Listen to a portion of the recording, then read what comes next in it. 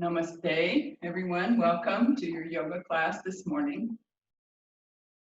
So today in the liturgical calendar is Good Friday, Viernes Santo. So it's a day here in Antigua, the biggest day of celebration or sadness of the year, usually when we're hosting thousands and thousands of people. So of course my mind goes to the significance of Good Friday. And so that is the day here where they, in the morning at a few of the churches, they'll have Jesus on the cross. They'll have the 7 last words of Jesus on the cross. The brotherhoods will take Jesus down from the cross and bathe him very tenderly and gently, and then place him in a glass box. And that glass box will be carried by hundreds and hundreds of men carrying Jesus, women behind carrying Mother Mary, throughout the village, throughout Antigua, throughout the town. And it happens in lots and lots of villages as well. Antigua is just the biggest celebration. So when I think about that, I think about Jesus and sacrifice. And I want us to just remember today a sense of sacrifice. And Jesus also understanding that he was God. His true understanding of his godness is being a replication, a microcosm of the macrocosm. And I want us to understand that we're little sparks of God. All that's contained within that, all of it. So with that thought in mind, becoming like a big fire, a bonfire, and just seeing yourself as a little spark out of that bonfire, letting your eyes close gently or a soft gaze, and bringing your hands into the heart.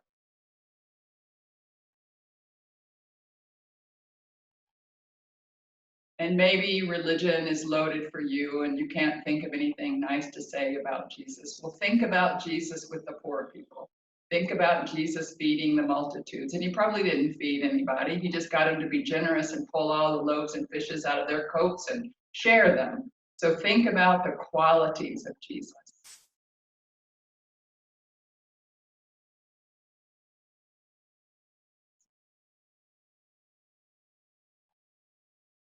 And then allowing those qualities to color your practice today.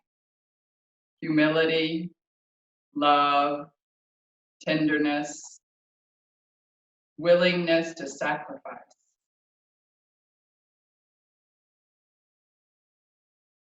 Love one another as I have loved you.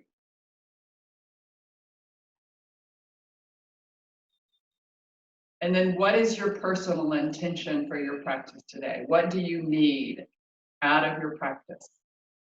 Be intentional and repeat it to yourself 3 times.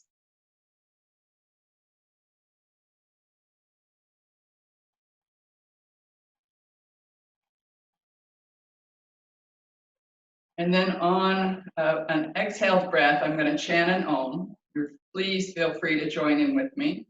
The Om signifying the beginning, the end, and everything in between. The sound of creation coming into existence. The sound of Ishvara, the sound of God. Exhaling the breath out, and then inhaling to chant.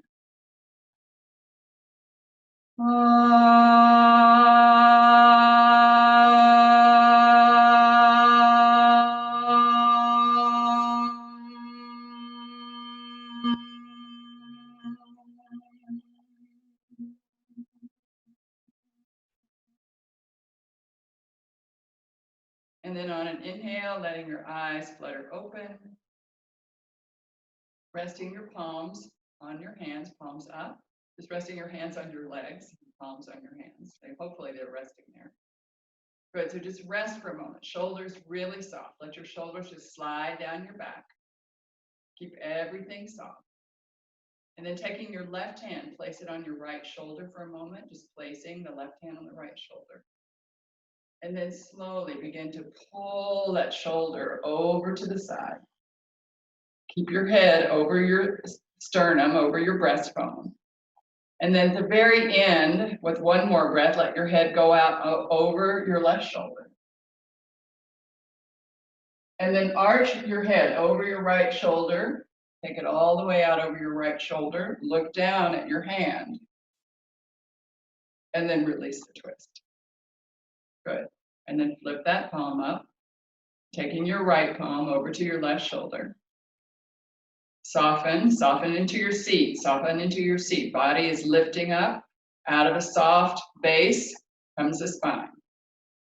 Take an exhale, root down through the sit bones. And as you inhale, begin to pull the shoulder over. Keep your chin over your sternum.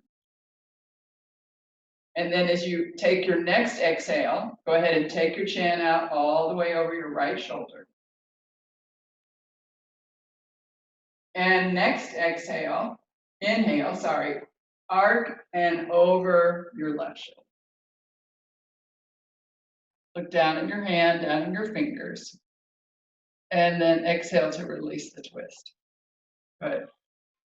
And now put both hands on the floor, just letting the fingertips touch for a moment. Press into the fingertips, engage your shoulders. Roll the eye of the elbows toward me and the back of the elbows away. Good. And then let the arms come up with that little bit of external rotation. Now finish off with the forearms. Good. And then lifting your left arm, bending the left elbow, and then take your right arm and just reach up and massage your tricep up for a moment. Good, and just keep that arm there. And then lift the arm all the way up. And then take the arm in front, all the way down, shoulder height, bend the elbow, and relax the arm. Good. And now let's take the other arm up, all the way up. Bend the elbow, a little massage to your right tricep. Good. And then arm all the way up. Just rest your left arm. And then bring it down to shoulder height, right there. Flip it a little bit, bend the elbow, and rest the arm. Good. So today I want us to focus a little bit on back bending and stability. Back bending to create a stable back, not back bending to upset your back. So we're going to do everything very carefully, and we're going to really build into a form of back bending. Okay, let's start just with some circles, warming up our hips a little bit. So making some circles all the way around your pelvic basket. Toward the front, think pubic bone. Toward the side, think sit bone. Toward the back, think tailbone. They're up, but you can still focus on those bones. Form your pelvic floor. Next time you get to the front, let's go back in the other direction. Pull the belly to the spine when you go back and keep it there when you go forward. So you're breathing into your chest. Belly is engaged in all the movement, really stabilizing our low back. Don't let your belly go. And the next time you come to the center, he's coming all the way back up. Good.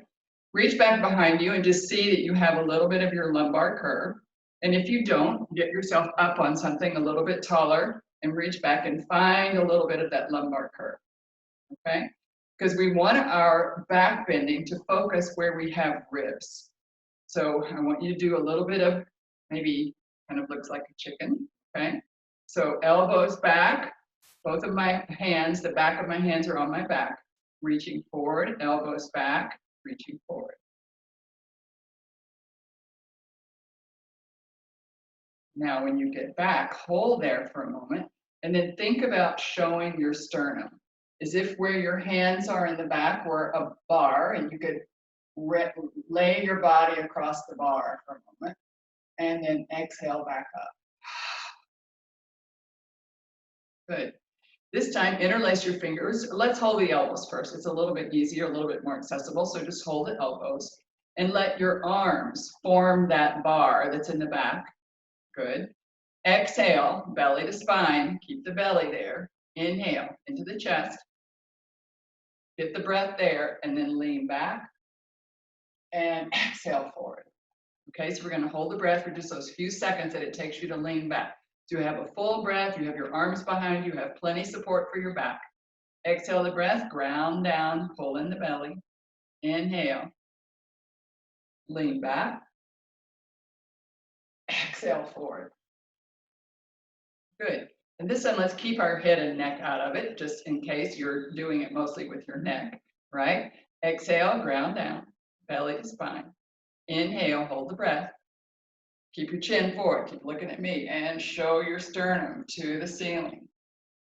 And exhale forward. Good. Then release the arms. Great. And then let's come into our cat pose. Taking maximum extension and maximum flexion along the spine. Keeping our shoulders stable.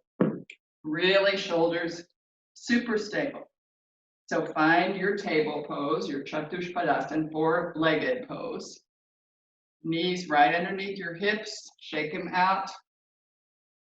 Make sure that your hands aren't back, that the wrists are right underneath your elbows. Find a little bit of your lumbar curve. Make sure you have some of your normal curve there. And then press the floor away. And as you're ready, inhaling, gazing forward, tailbone, the back of the head, the tailbone. Exhale, curl the toes under, round. Inhale, gaze forward, lay the feet out. And exhale, toes curl under and get round. Two more. Curl. Arch. Curl. Arch. Good, and then come into neutral. And then we're going to go down to the floor, okay? Coming all the way down to the floor. Just come down as much as you can into Sphinx pose. So elbows are right underneath the shoulders. I'm going to give you several views of this in a moment because it's really important for you to be aligned here. Good. So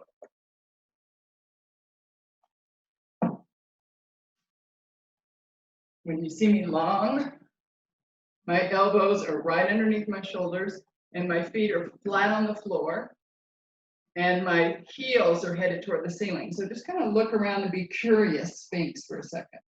Are your heels toward each other? Are they rolled in? Are they rolled out? Can you take them up to the ceiling? Press into the thighs, into the tops of the feet, and your knees will lift, but engage your legs. Feet are not touching each other. Heels are toward the ceiling. Good. And then take a curious Sphinx to the other side, just to have that little twist in your low ribs. Check on your heels. Make sure that they're up toward the ceiling. Good. And engage the belly. Pull the belly toward the spine. And then gaze forward. Faces forward and take your eyes up through the brow center into the third eye.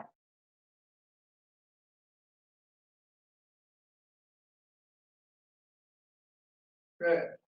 Now, come with your gaze to neutral. Relax your buttocks for a moment and relax your legs. Just let your legs go. Heels will rock out to the side. Nothing is engaged. Let your belly go for a moment.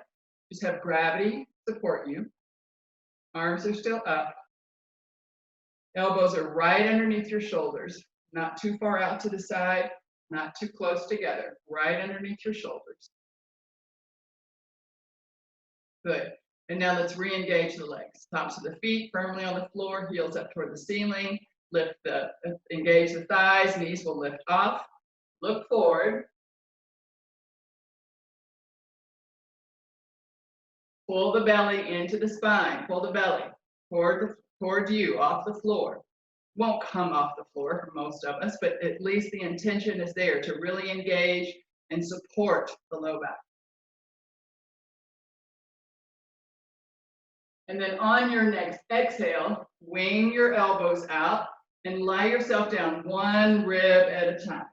Just coming down slowly, face turning to one side, and release your arms back beside your body. Take the arms all the way back and rest your head to one side. Release your legs, heels can rock out. Body is soft.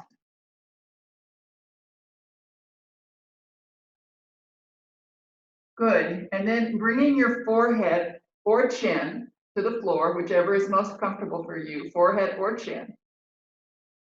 Keep your lower body below your waist soft, except for pull your belly in.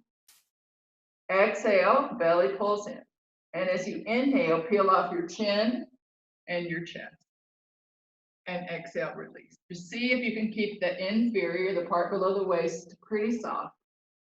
Ardha Makarasana, half alligator, lifting up, shoulders peel off, coming down, chin or forehead. Inhale up, exhale down. Keep the belly engaged.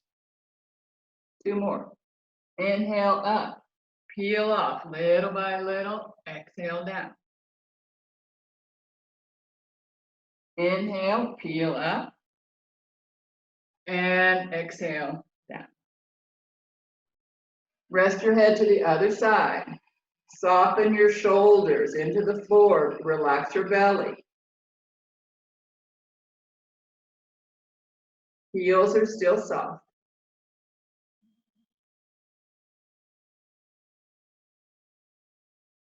And on your next inhale, bringing your head back to the center, forehead or chin to touch, deciding which is most comfortable for your neck. This time begin to peel off. Inhale, peel off. Exhale, belly to spine. Now engage your legs, tops of the feet firmly on the floor, thighs engaged, knees will lift, and you're just off a little bit. Good. Exhale, belly to spine. Next inhale, come up a little bit more. Exhale, belly to spine. Inhale, come up a tiny bit more. Exhale, belly to spine. 2 more. Inhale, maybe a half a centimeter. Exhale, belly to spine. Inhale, just the intention of lifting a tiny bit more, and exhale, release. Touch your chin or your chest, chin or forehead, and then rest the head to the other side. Let your feet go, let your legs relax.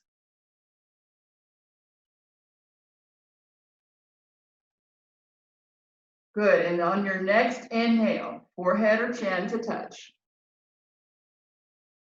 This time engage your feet, engage your legs, knees will lift. And when you exhale, I want you to take your feet about 2 inches off the floor and reach back, not up, reach back.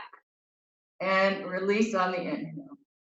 Exhale, belly to spine, lift a tiny bit. Inhale, release. Exhale, wrap the muscles, engage. Inhale, soft release. Exhale. Inhale, release. And exhale. Last one with the legs for now. And release. Turn your head to the other side. Soften into the floor. Let gravity have you for a few breaths.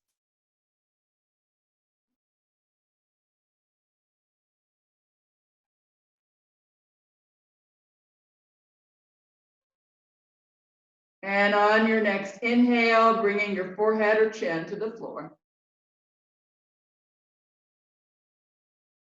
Letting your hands and arms be heavy. Your hands as if you had really heavy bowling balls in the hands.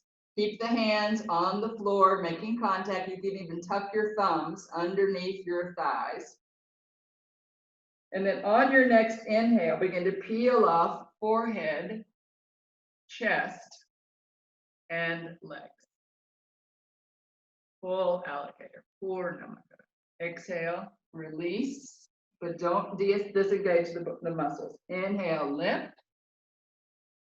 Exhale, lower.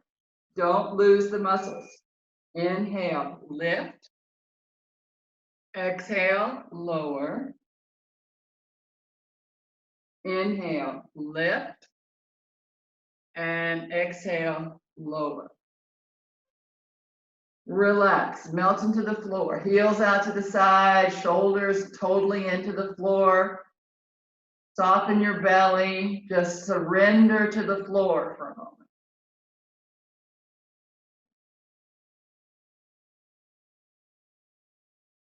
And then slowly bringing our chin to the floor, looking out in front, bringing our hands underneath our shoulders. Push off a little bit and then bring your elbows back underneath your shoulders into Sphinx pose. Good. Re-engage feet. Push into the floor with the forearms, spear engaged. Low ribs may still be on the floor, maybe off, depending upon the length of your torso. Good, and then you're going to take a gaze over to the left. Look back at your heel. Make sure it's headed toward the ceiling. Come back on an inhale. Exhale, belly to spine. Go on an inhale. Take a gaze. Exhale while you're there. And come back on an inhale. Good. Press into the forearms. Greatly. Press into the forearms. Good. Legs are engaged. Everything's engaged. Great. And then curl the toes under. Place your hands right underneath your shoulders. Good. And press yourself up into table. So walk your knees back where you need them. And from right here, we're going to do some delicious barrel rolls. We're going to clean the inside of a barrel with our spine. But we're not going to go too far. We're not going to rock those hips out and click them out of joint. We're just going to clean the inside of a barrel. Or maybe a peanut butter jar, side to side. Use your shoulders. Hips are cleaning the bottom of the jar. Clean both sides, all the way around. Don't forget the neck of the jar. Couple more rounds.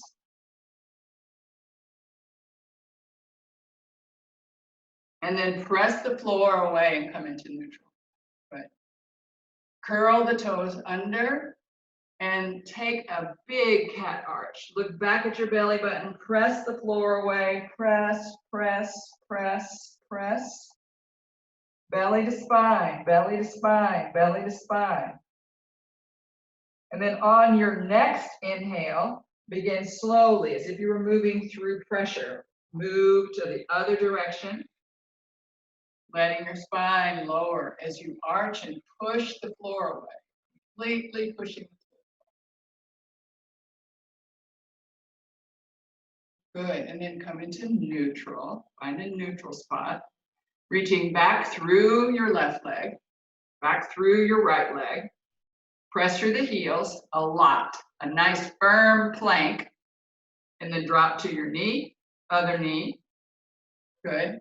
This time, right leg first. Press through the right heel, left heel.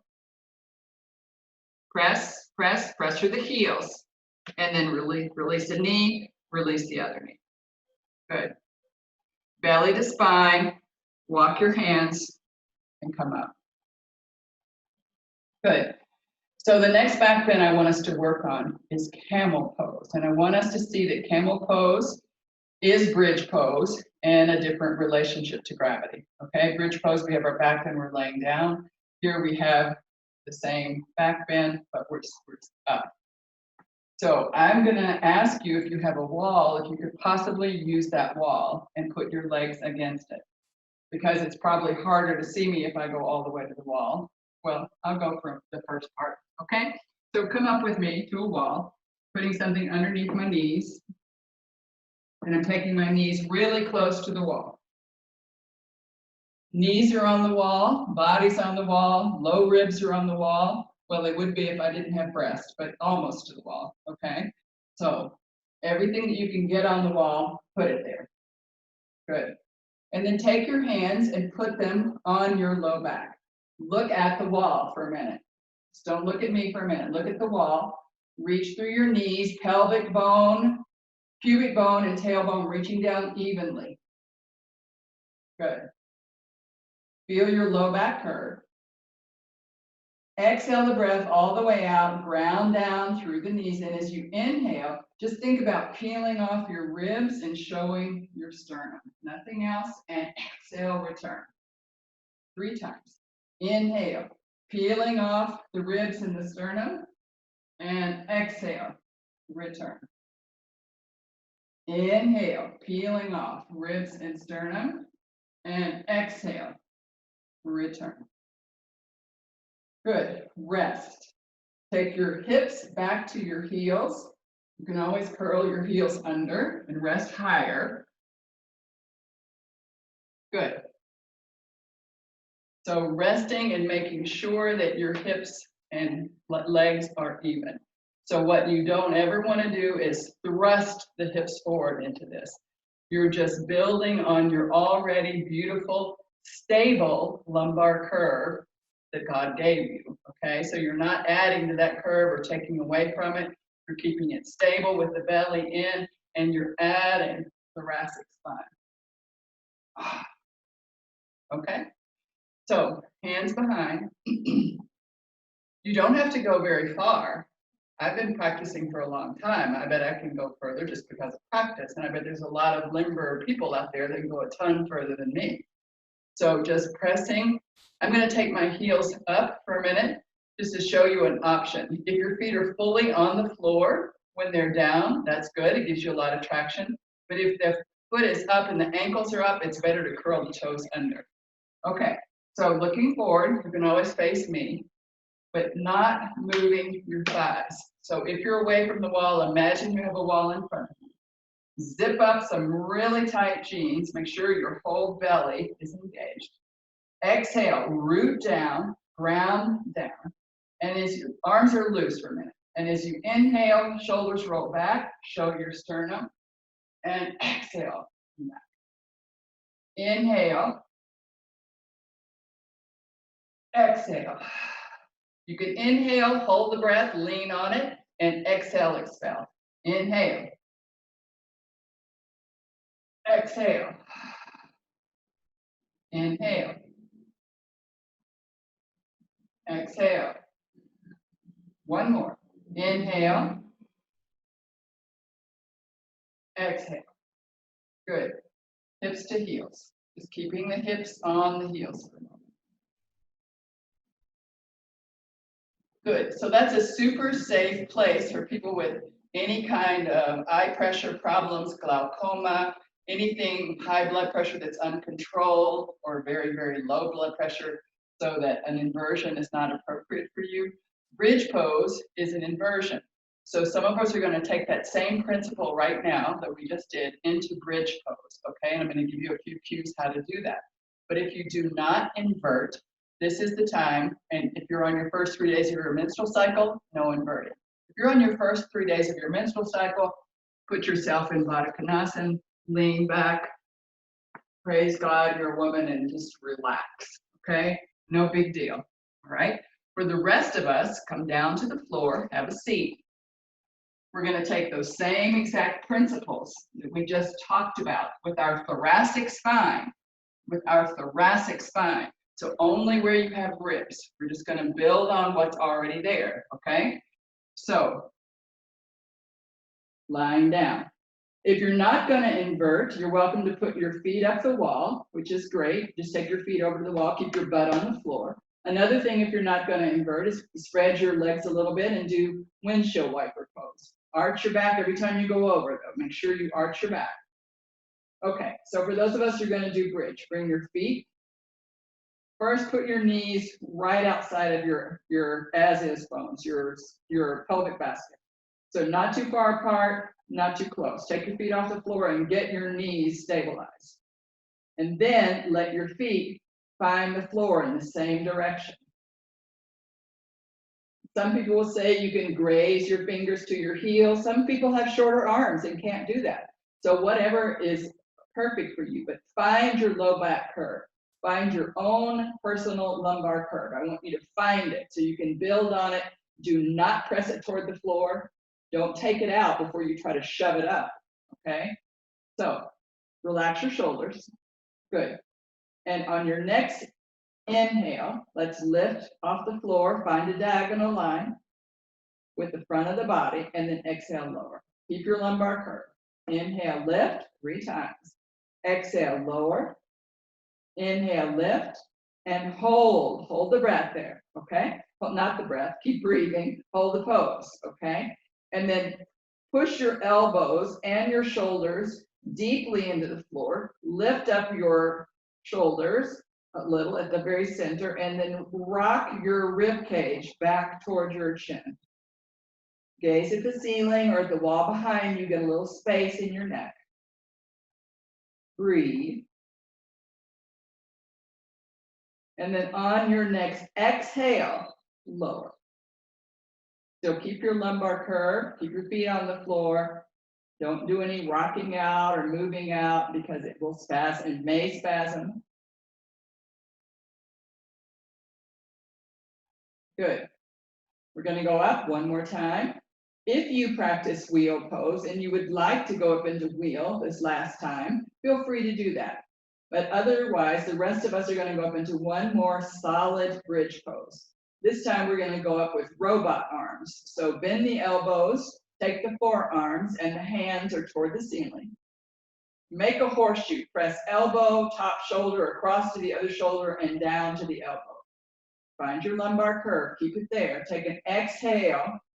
Rock your pubic bone a little bit toward the floor, and inhale up. Good. Press into those robot arms and your shoulders and lift. Gaze at the ceiling, not at me. Don't change your neck.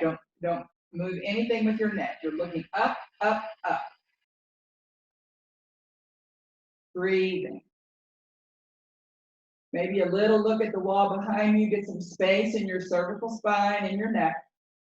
One more breath.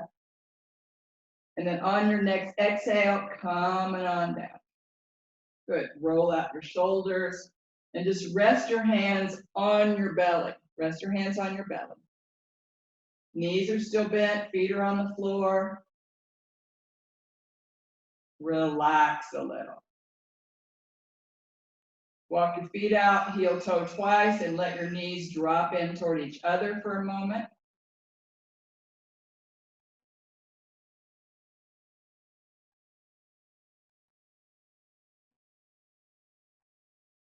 Draw your knees away from one another, heel toe, take your feet together, drop your knees apart for just a moment.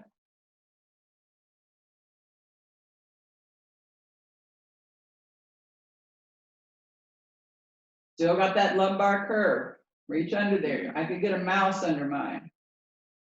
Some people can get only cockroaches. Some people can get turtles. I mean, it just depends.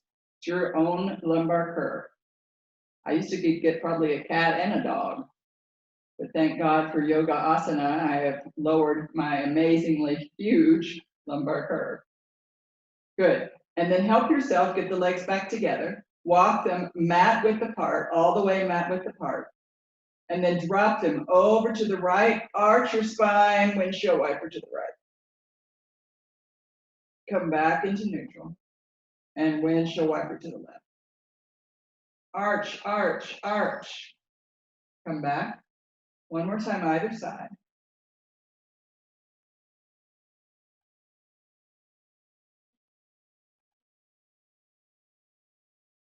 Good. And then finding neutral for a moment. Just being still for just a moment. Just being still. Imagine your ascending colon on the right side of your pelvic basket. Slowly lift your right leg. Don't hold it with anything, just lift your right leg and let the right leg come in where nature takes it. Don't push it any further in. Notice how the right side of your low back now goes toward the floor. And now straighten the leg up toward the ceiling. Reach your hands and arms back behind that leg. And now pull the thigh in toward the trunk. Relax the lower leg.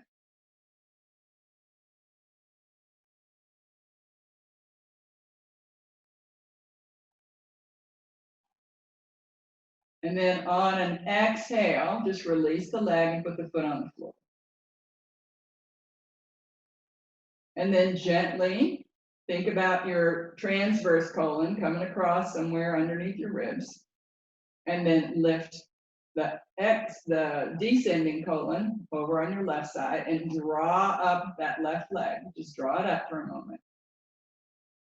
No pressure. Notice how the left low back just went further into the floor. And then lift the foot and leg up toward the ceiling, reach back behind it, bend the knee and just pull the thigh in a little closer over into the left side of your trunk.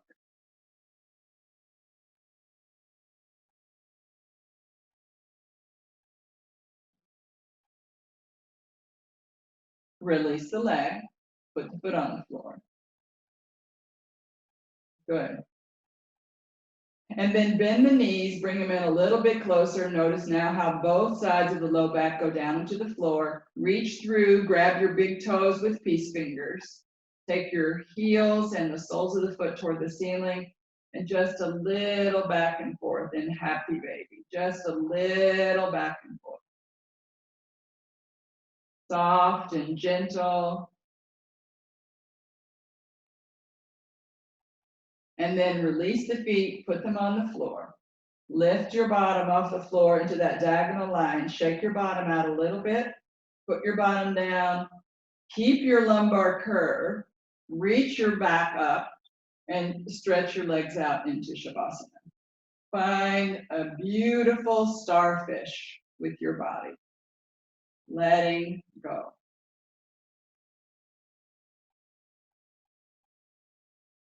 Breathing.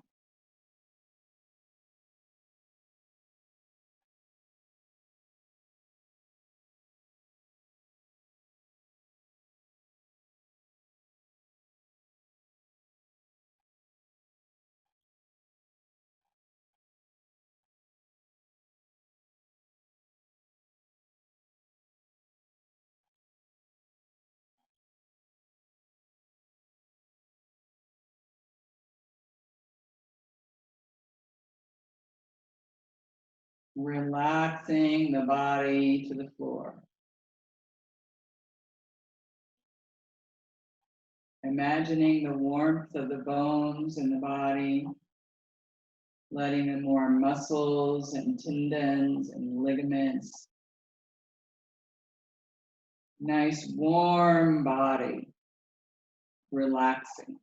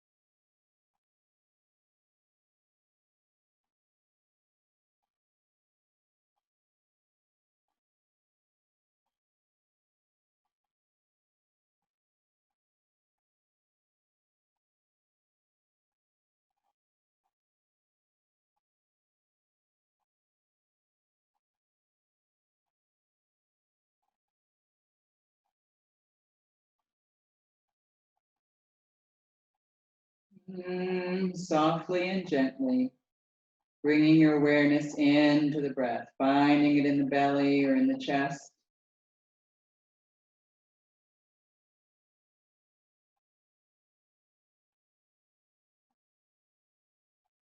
Letting the breath deepen just a little.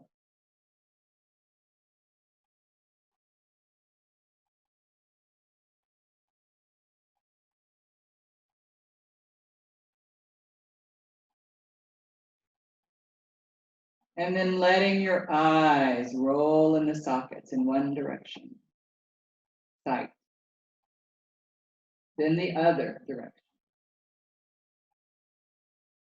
Letting your tongue begin to roam the mouth. Taste.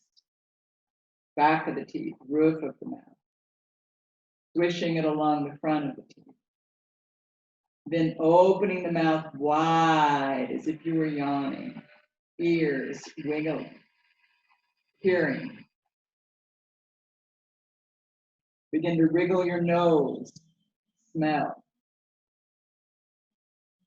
Begin to swim the fingers and twinkle the toes. Touch. Bringing our 5 senses online, our methods of information for our brain, manas, our recording faculty, our buddhi, our intellect, to be able to use for information. Begin to take a nice overhead stretch if that appeals to you. And then bend the knees and put the feet on the floor. Lift your bottom off the floor and shift it over to one side. Shift it away. Curl up into a nice C curve, an embryonic C curve. Leaving corpse, leaving death behind, leaving behind anything that no longer serves us. Think of Jesus on the cross, leaving death behind. And then curling up into embryo, just like a resurrection. All this new possibility, new intentions, new everything. And slowly and gently letting your head stay tucked into your chest so that it's the last thing to come up. Begin to use your upper arm and then push the floor away. Spiraling yourself up slowly to a comfortable seat. Take your time.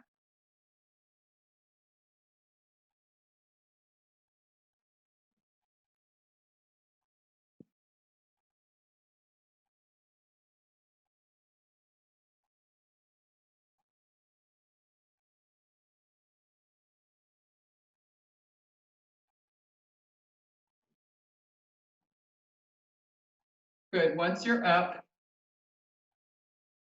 we're going to do the 4 purifications, which we have talked about and we've done a little bit before. We're going to do them today. This is a very purificatory day. So thinking about the 4 purifications, purifying body, mind, spirit, purifying the breath, purifying our whole self, our subtle self and our gross self, the self that we see. So the 4 purifications purify the whole body. I'm just going to tell them to you quickly and then we'll do them. The first is Nadi Shodhana, using a full yogic breath, which I'll go over. We're closing off the nostrils and bringing the breath in a horseshoe shape. Coming in the left, out the right, in the right, out the left.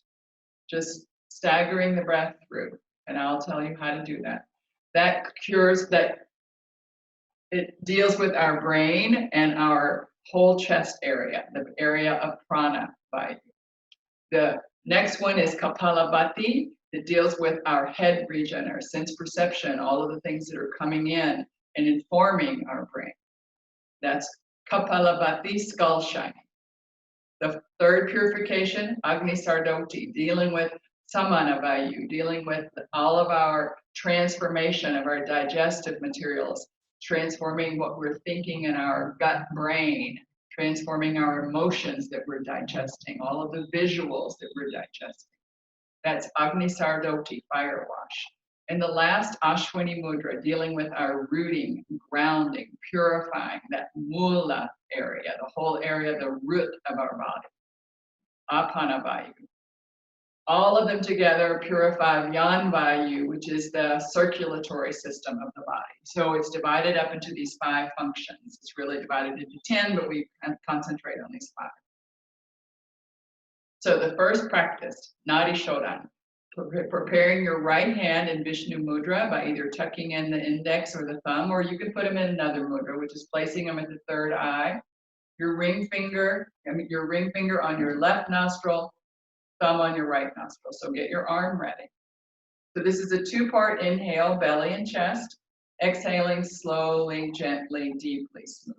And if you don't really know the breath, just breathe the breath best you can today, and another day you can come in and learn more about the yoga breath.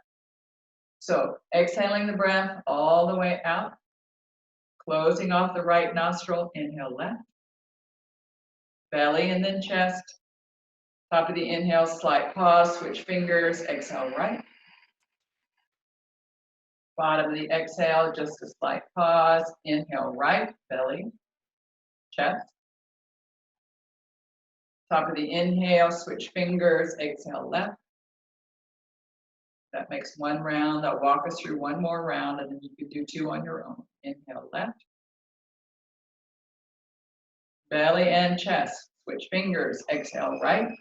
Slow, smooth, gentle exhalation. Bottom of the exhale, slight pause. Inhale right, belly, chest.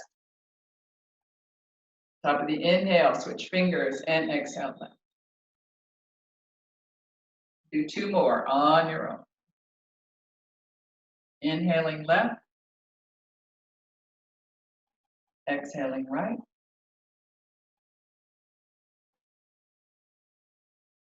Inhaling right, exhaling. 1 more in silence.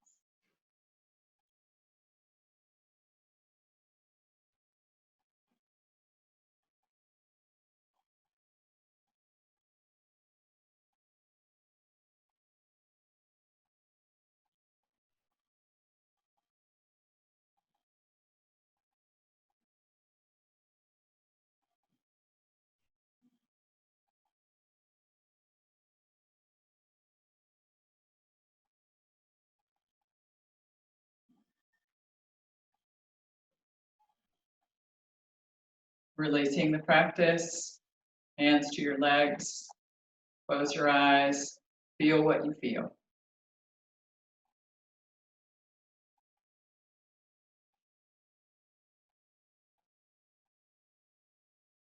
On your next inhale, letting the eyes flutter open, Kapalabhati, skull shining.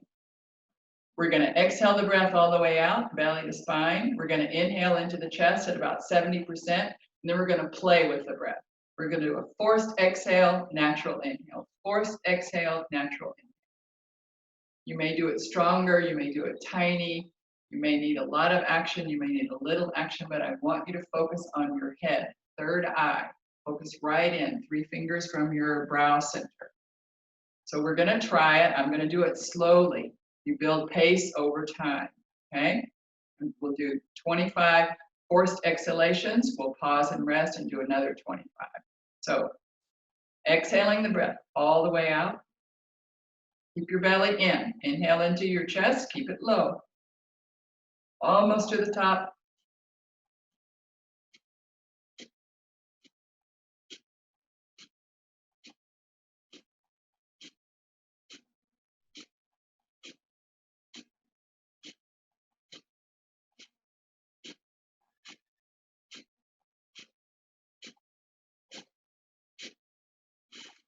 All the way out, all the way, all the way, all the way, all the way.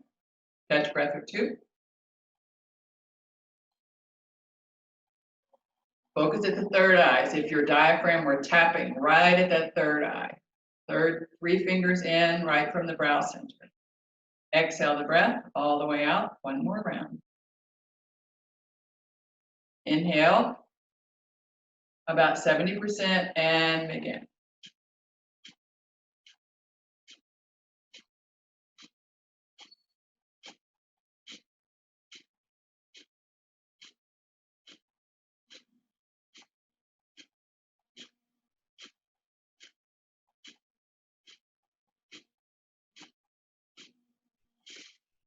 all the way up.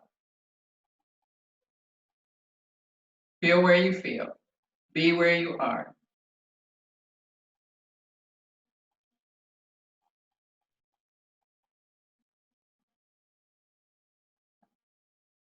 The next practice, Agni Sardoti, washing with fire, focuses at the abdominal region.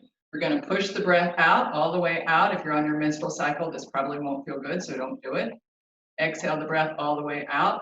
Pull the belly into the spine, no breath. Then release, pull rhythmically. Releasing, pulling, you're not breathing. And then whenever you need your inhale, just sit up, take a breath. So you're going to come off those sit bones, stick your tailbone back behind you, lean over a little bit. All right, we'll do that as we exhale the breath out, and then we'll do Agni Sardoti, fire wash. Good.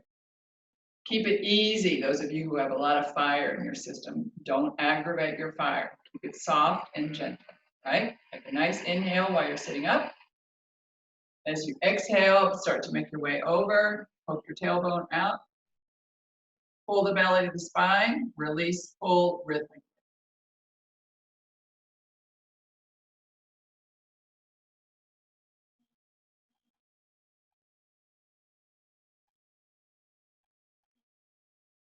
And as soon as you need a breath, come on up, sit up. For those of us pittas in the room, one may be enough. Don't feel like you have to do a second one. Just see if it makes you feel hot and warm. If it does, just stay where you are. For the vatas and the kaphas, especially the kaphas, maybe one more. Exhale, breath over. Take all the breath out, belly to spine. Release, pull, rhythm.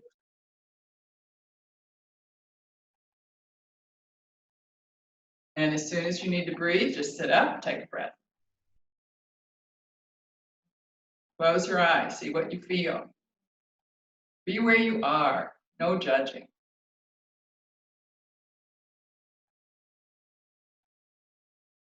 And the last purification, Ashwini Mudra, horse seal.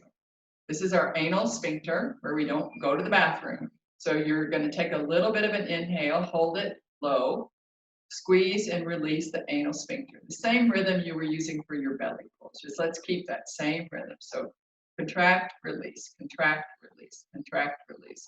Just squeezing your anal sphincter, relaxing it, squeezing it, relaxing it. Think plunger. So what Babaji said, I could think of a plunger, just pulling up, releasing, pulling up so that when at the end, there's this full release down into grounding ourselves fully. This prepares us physically to learn some of the other more advanced practices, but this practice in itself is good for that downward flow, all right? Exhale the breath all the way out. Inhale just a little. Keep it low, down in the low ribs, and then contract, release, contract, release. Anal sphincter contracting and releasing rhythmically. Maybe your whole pelvic floor is moving, that's fine. Whatever you need to do, the muscles peel off with time. Whenever you need to exhale, release the breath, release the contraction, let go, but not a forced exhalation, soft. So if you had a big forced one, think about maybe I should stop that a little sooner. Let's do one more. Exhale the breath all the way out. Inhale a little, keep it low. Contract, release, contract, release, contract, release, contract, release.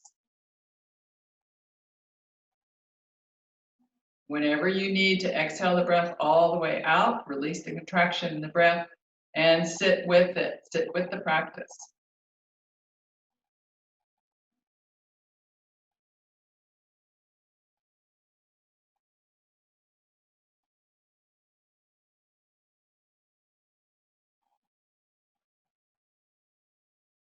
We're moving right into our meditation. Imagining your body completely purified with white light.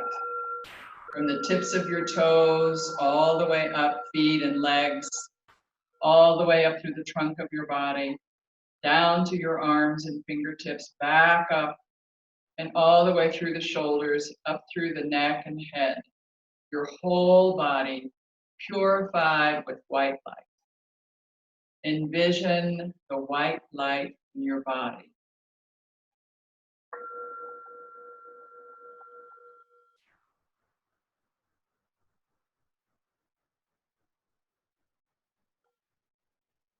beginning to notice the breath. Don't change it, observe it.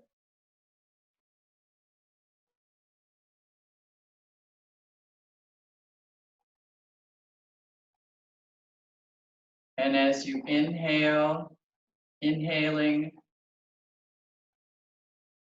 all that is good. Exhaling any fears, any doubts. Using the breath to cleanse the mind. Inhaling goodness, peace, and love. Exhaling fear and doubt.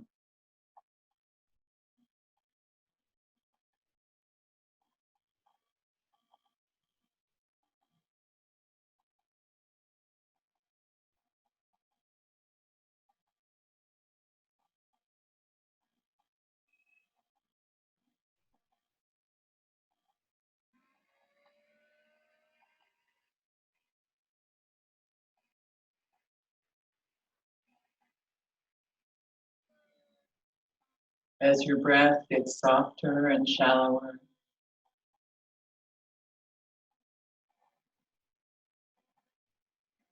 just enough to sustain you. Focusing on the light. Letting the thoughts drift.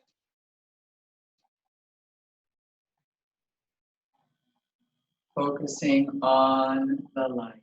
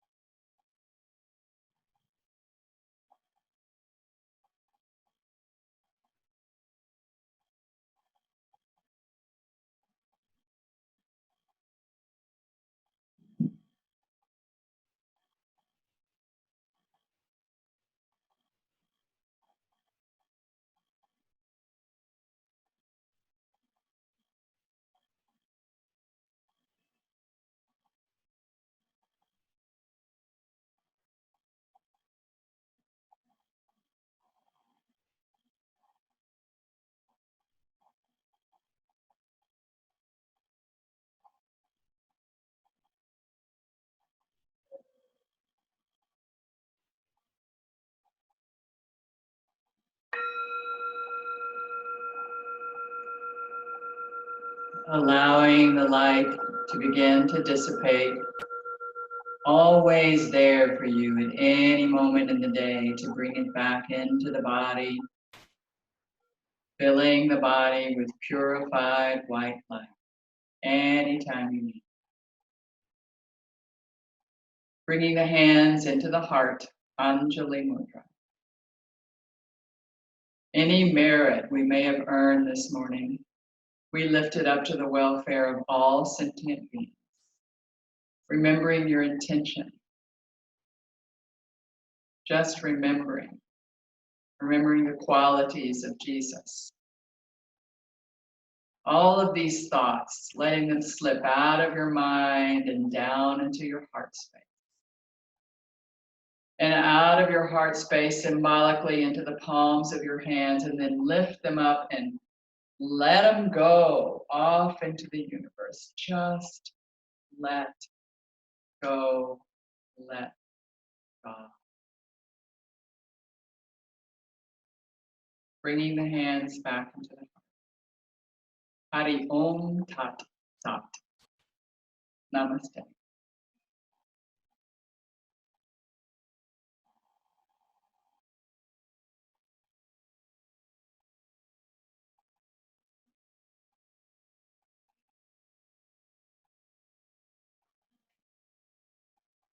Okay, I'm coming to you.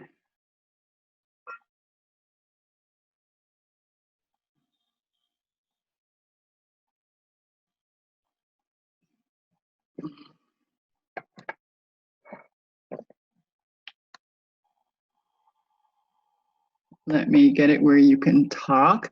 I'm just reminding those of you who are writing in the chat that I don't see it till the end of class because I don't come and see it.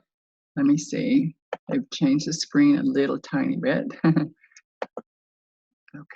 So now you can unmute yourself if you'd like to offer anything. Let me go over here.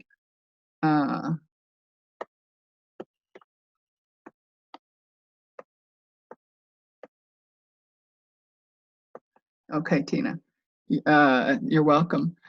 I'm going to go over the technical part of this in a moment and see if I have any questions about the breath. This is all. And let me just tell you, when I get a message, it flashes orange. And so when you write something to me at the very beginning, it's very distracting, just for you to know that. So if you could kind of hold the message till at least this part of the class, it would be very helpful. I know you're thinking about it and you want to write in the moment, but I can't tell you how distracting it is to look at over here and trying to see you when there's a big orange light flashing that I have a chat. Okay. Okay, hold on. I'll look at that in just a sec. Hi, Manda. Thank you. Thank you, Rucha. Namaste. Thank you. Thank you. Thank you, Jody. All right. In Boston. Thank you, Radha. Juan Carlos, muchas gracias y un bendecido Viernes Santo a vos también. Okay. So any questions about the 4 purifications before I go into an asana thing? Let me go up to gallery so I can get you all, at least some of you. I have a question. Yeah. This is Tina. Yeah. Thank you. And I apologize for the flashing orange. It was because I didn't want to forget. Right. Maybe a sheet of paper and then write yourself a note, then you can ask it. Yes. Thank you. You're so welcome. Question? Yeah. The second purification, skull shining, I believe. So I'm challenged keeping the breath in the chest. I notice my diaphragm is what's working, like my belly. That's what we want working, Tina, is your diaphragm. So it's not so much that it's, the diaphragm is going to bounce because you cannot breathe without your diaphragm. That's exactly where I wanted for people to go with it, right? So there are several ways that, let me see if I can come out of this jacket. It got really chilly all of a sudden and I had to put some more clothes on. But I want to show you what happens in a belly. Okay, so here's my belly. I have a nice little Buddha belly right here. Okay, so when I'm going to do Kapalabhati, so just looking here for a sec, I'm going to exhale the breath out, then I'm going to have to shut up for a minute, and then you're going to, can you all see that? Yeah? Yes. Okay. Yeah.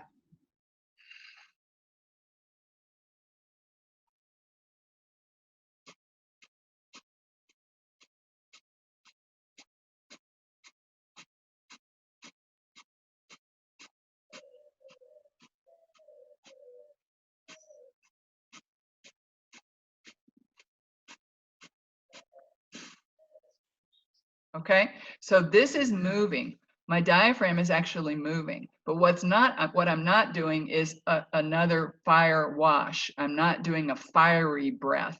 I'm not doing something like breath of fire, which is way in the belly. Many teachers in India, I've been there, seen it, you know, they do the two very similar. Babaji taught it to us differently. So he taught it as the skull being the focus. When you do it down here, like, what ends up happening is you get really a lot of fire going in there. And then the second practice, the Agni Sardoti, the third one, the one after that, becomes super fiery. And then when you get out of your class and someone goes, "Did you have a nice class?" "Yes, what do you want?" Right? Because your fire just got too disturbed. So we want to keep it low diaphragm. That's the best way to play it. But a lot of people don't have any idea of like low diaphragm, high diaphragm, diaphragm, right? So they don't even know that the diaphragm, they think the diaphragm contracts by going up and it contracts by going down, right? So it flattens. And so it flattens down or it flattens up, but it has to go, you know, it goes like this, has to flatten some way. It has to flatten.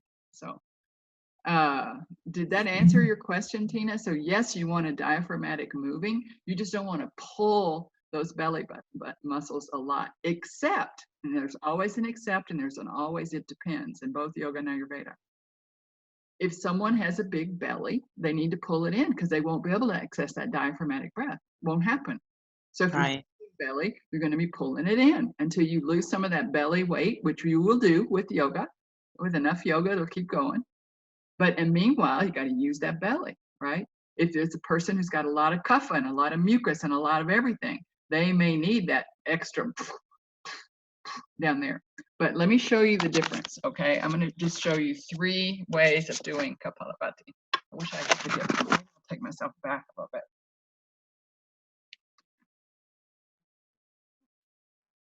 Okay. Alrighty, so you don't need my face so much, okay? So I'm gonna show and listen, because I'm gonna show you 3 ways of doing it. So here is for someone like me, predominantly Pitta. Exhaling the breath out, I'm gonna inhale at about 70 or 80% and then start.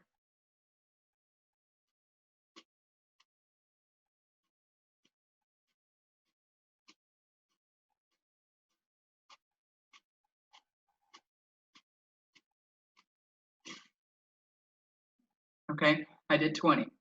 Someone primarily kapha wakes up, has a lot of mucus, their tongue is sort of white, they always have postnasal drip going on, they need more fire in that belly. All right, so this is for a kapha.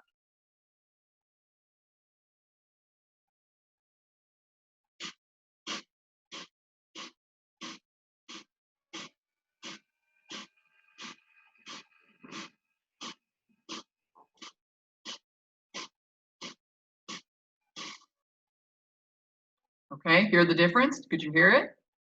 Yeah. I'm going to show you for a vata. All right. Exhaling the breath all the way out, coming in.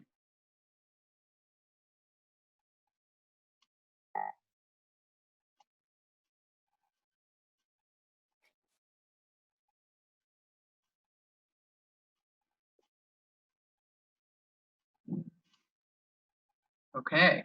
So could you hear those 3 huge differences? Yes, no, yes. I mean, I didn't quite get the difference in Vata. How was that distinguished from Pitta? okay, so you can watch it in my face. And Vata is one of those good ones that you can watch in my face, and you can really hear when I'm close up. I was probably doing it a little noisier. All right, so here's my Pitta one.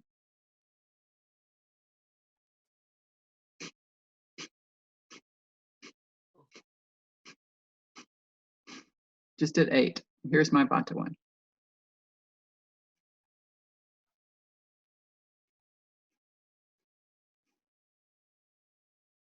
Like a rabbit. Could you? Okay.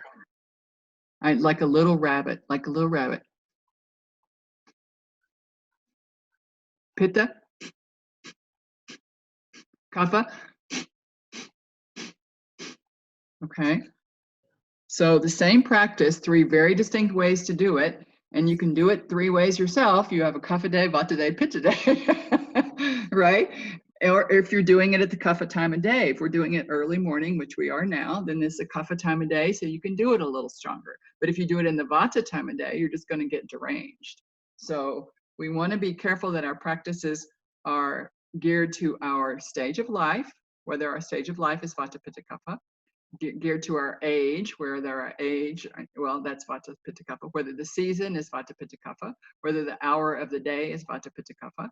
So when you study at Madana Institute, you learn all of this stuff about Ayurveda and weaving it into all of your yogic practices, right? I try to respect most of those when I'm teaching in the mornings. But Tina is joining our yoga teacher training YTT 300. So but others of you might want a 200, you might want a 300, you might want to get in there and learn some of the whys for all this. And looks like this year's going to be a lot of online training, so you won't have to go anywhere to do it.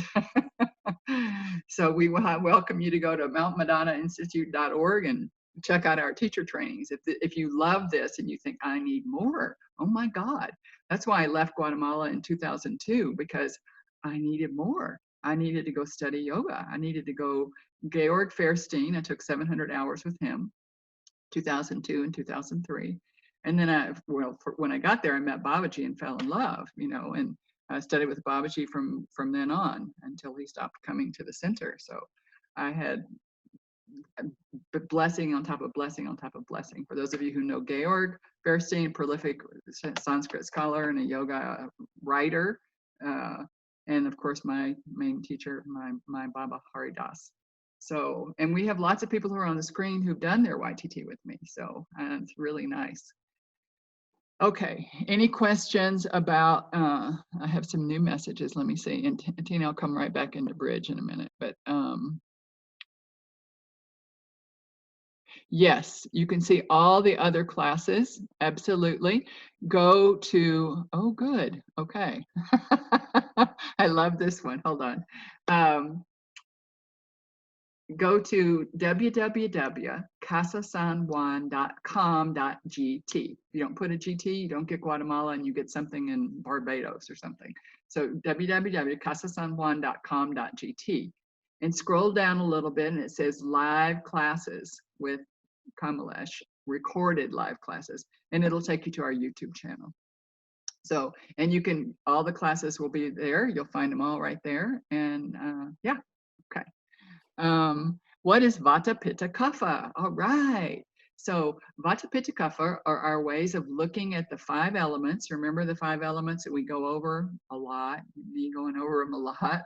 So ether or space principle, air principle, fire principle, water principle, and earth principle. How the whole universe, according to Ayurveda and yoga, is made up of those 5 elements. We, because we're part of the universe, are made up of those 5 elements. They never go anywhere. We never go anywhere. We just transition into form, okay? So they combine the elements and call them doshas. Dosha is just the way of classifying. So it's a way to classify. So people who are light and breezy and airy and space heads and creative and love to dance and love to travel and love to move and are thin, and those people are Vata. People who are Pitta or focused. I think a cat just went across the roof. People who are Pitta or focused or fiery because they have that fire and a little water element. So they're fire and steamy. And so they're very focused and they're very coordinated and they're very, you can see their muscles. A Vata is thin and you don't really see their muscles. A Pitta, you can see some muscles. With the Kapha, it's earth and water. You think Mother Earth, you think teddy bear, you think love, you think, but when there's too much kapha, there's too much water, there's too much earth, then you think mucus and sedentary lifestyle. So all of these 3 doshas are the combinations of the 5 elements. And they all have specific characteristics, physical characteristics, mental characteristics, physiological characteristics. So physical, physiological, like how you look physically, how you look, physiological, how your body operates, like how often you have a poop, how often you are hungry, how often, all of those things have classified by these doshas. So this is the study of Ayurveda.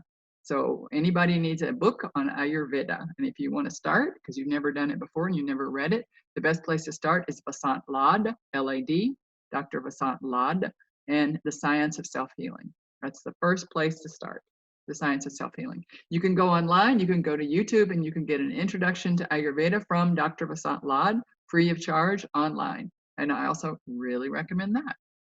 So it's time today. Let's see. Love you, my sweet girl. You're so welcome. Yes, to everyone. Happy Friday. Yes, casasanjuan.com.gt. No, Barbara, put the com in there. casasanjuan.com.gt. Just need the GT at the end. Yes, and you can read, Ayurveda is the sister science of yoga that really influences how yoga is approached. I'll repeat that because I said my internet connection was unstable.